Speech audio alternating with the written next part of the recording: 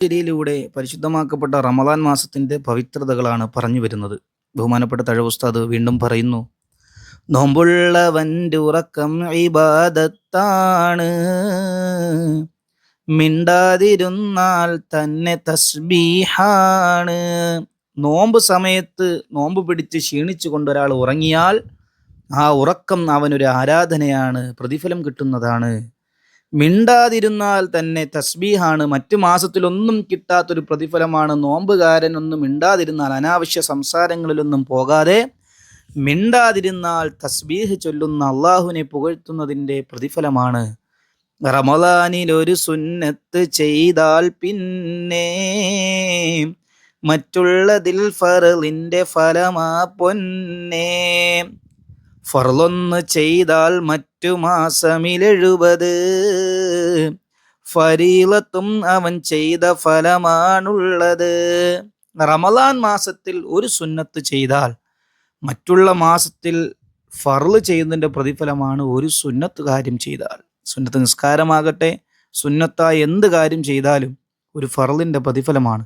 എന്നാൽ റമദാൻ മാസത്തിൽ ഫർളായ ഒരു കാര്യം ചെയ്താലോ മറ്റു മാസങ്ങളിൽ ചെയ്യുന്നതിനേക്കാളും 70 ഫർള് ചെയ്തതിൻ്റെ പ്രതിഫലമാണുള്ളത് എന്ന് ഹദീസിലുള്ളതായി കാണാം. അതാണ് മഹാൻ പറയുന്നത്.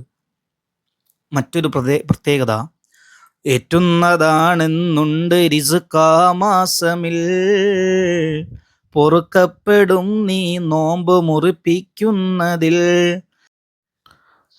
നോമ്പിൻ്റെ പ്രത്യേകതയാണ് ആ മാസത്തിൽ, റമദാൻ മാസമാകുമ്പോൾ അള്ളാഹു സുബ്ഹാനഹു തആല റിസ്ക്, നമുക്കുള്ള ഭക്ഷണം, പാർപ്പിടം, മറ്റു സൗകര്യങ്ങൾ, റിസ്ക് അള്ളാഹു വർദ്ധിപ്പിച്ചു തരും.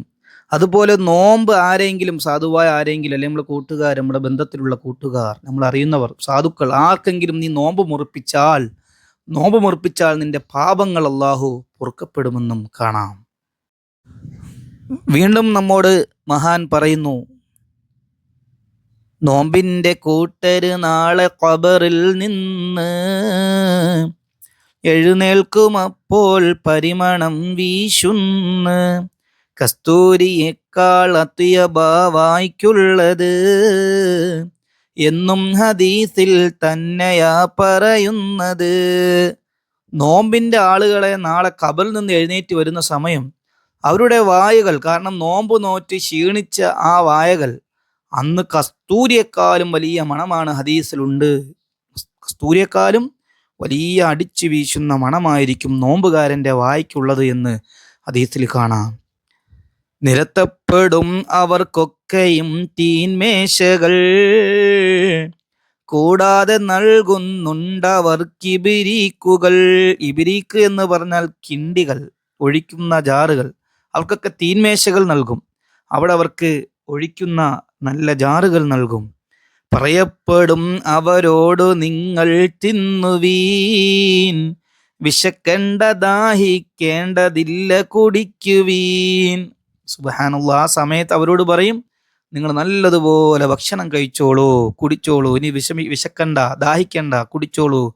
പരിശുദ്ധ മാസം നാസ് വയറ് നിറച്ചതാ, നിങ്ങൾ വിശപ്പ് സഹിച്ചു നോമ്പ് പിടിച്ചതാ.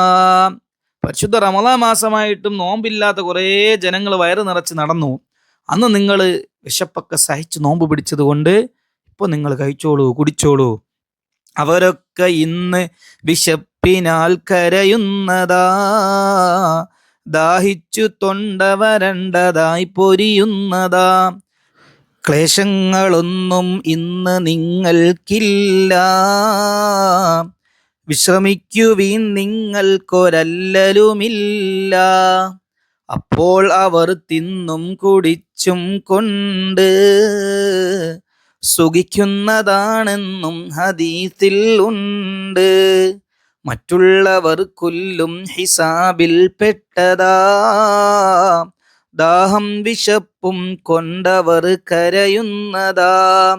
രക്ഷിക്കണേ നീ അന്ന് യാ റഹ്മാനേ, അതിനുള്ള വഴികൾ ഇന്ന് നീ താക്കോനേ. അള്ളാഹു നമ്മെ കാത്തു രക്ഷിക്കുമാറാകട്ടെ. എന്താണ് മഹാൻ പറയുന്നത്? ഇങ്ങനെ നോമ്പ് സമയത്ത് വിശപ്പ് സഹിച്ച് നോമ്പ് പിടിച്ചവർക്ക് ആ സമയത്ത് നാളെ പാരത്രികമായ ലോകത്തിൽ അള്ളാഹു പറയും, നിങ്ങൾക്ക് ഇന്ന് ക്ലേശങ്ങളില്ല, വിഷമങ്ങളില്ല, നിങ്ങൾ സുഖിച്ച് ഭക്ഷണം കഴിച്ചോളൂ. അങ്ങനെ അവരൊക്കെ നല്ല രൂപത്തിൽ സുഖിക്കും, സന്തോഷിക്കും. സുബ്ഹാന റബ്ബി, അന്ന് മറ്റുള്ള ആളുകൾ, നോമ്പ് നോക്കാത്ത ആളുകളെല്ലാം വളരെ വിഷമത്തിലായിരിക്കും, അവർ കരയുമെന്നാണ് പറയുന്നത്. അപ്പോൾ പ്രിയമുള്ളവരെ, റമദാൻ മാസത്തിൽ നോമ്പ് നോൽക്കുന്നവർക്ക് അള്ളാഹു സുബ്ഹാനഹു തആല വലിയ പ്രതിഫലങ്ങളാണ് നാളെ വെച്ചിരിക്കുന്നത് എന്ന് നാം മനസ്സിലാക്കണം.